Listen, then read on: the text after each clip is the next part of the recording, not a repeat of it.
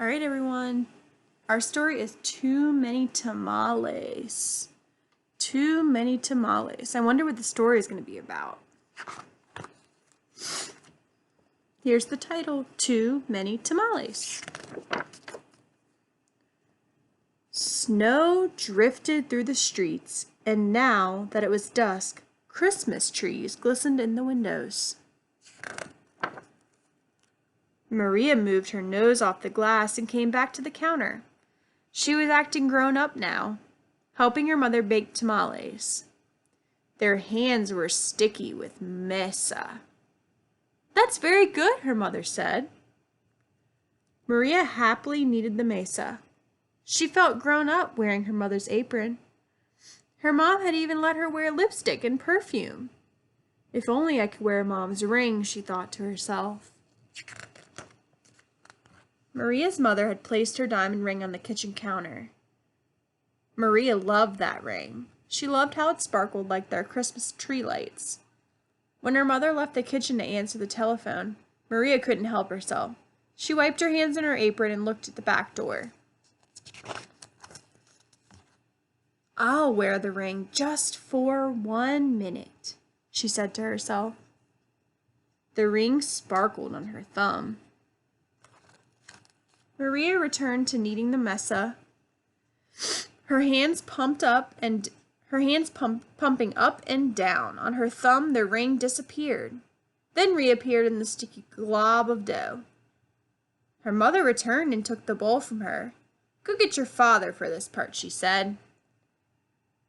Then the three of them began to spread the mesa onto the corn husks.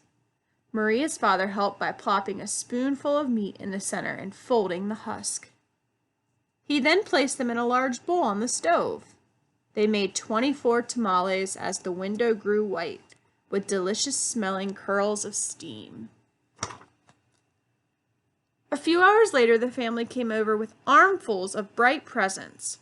Her grandparents, her uncle and aunt, and her cousin Dolores, Teresa, and Danny. Maria kissed everyone hello. Then she grabbed Dolores by the arm and took her upstairs to play, with the other cousins tagging along after them. They cut out pictures from the newspaper. Pictures of toys they were hoping they were wrapping and sitting underneath the Christmas tree. As Maria was snipping out pictures of pearl necklaces, a shock spread through her body. "The ring!" she screamed. Everyone stared at her. "What ring?" Dolores asked. Without answering, Maria ran to the kitchen. The steaming tamales lay piled on a platter.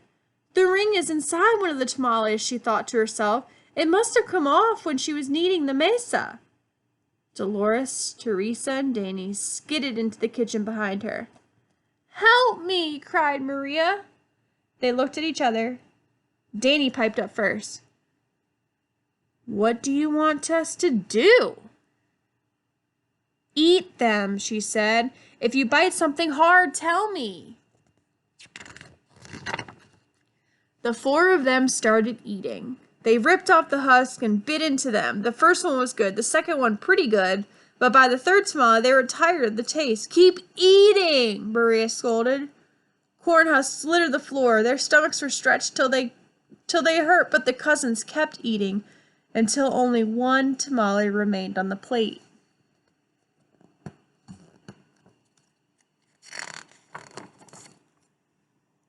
"This must be it," she said. "The ring must be in that one.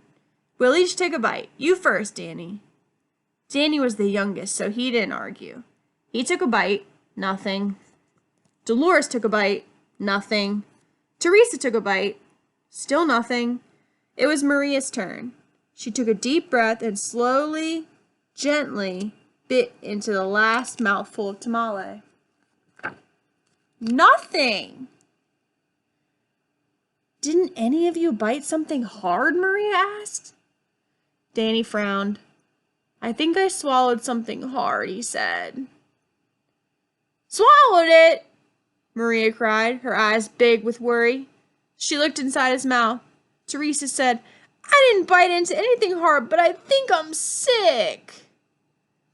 She held her stomach with both hands. Maria didn't dare look into Teresa's mouth. She wanted to throw herself onto the floor and cry. The ring was now in her cousin's throat, or worse, his belly. How in the world could she tell her mother? But I have to, she thought.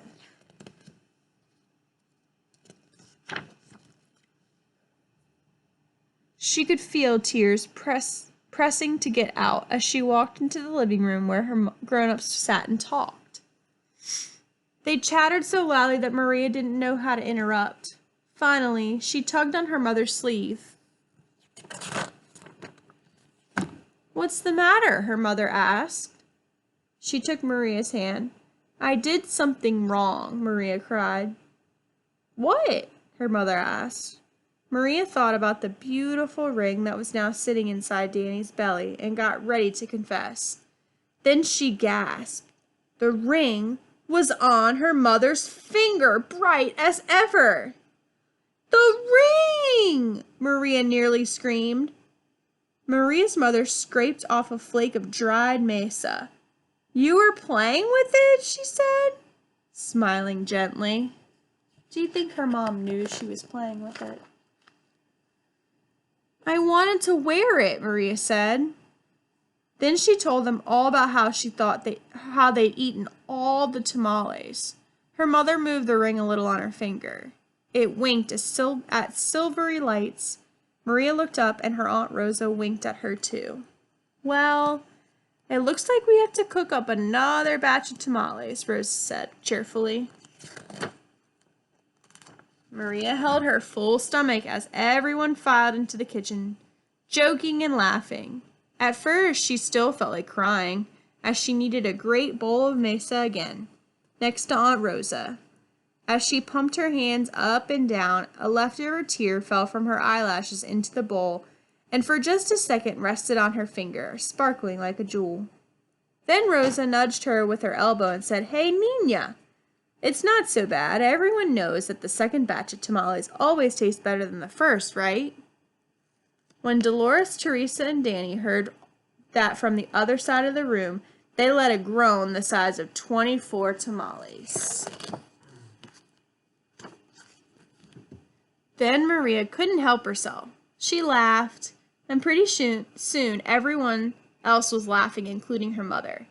And when Maria put her hands back in the bowl of mesa, the leftover tear was gone. The end. What a good story about too many tamales. They ate so many they hurt their bellies.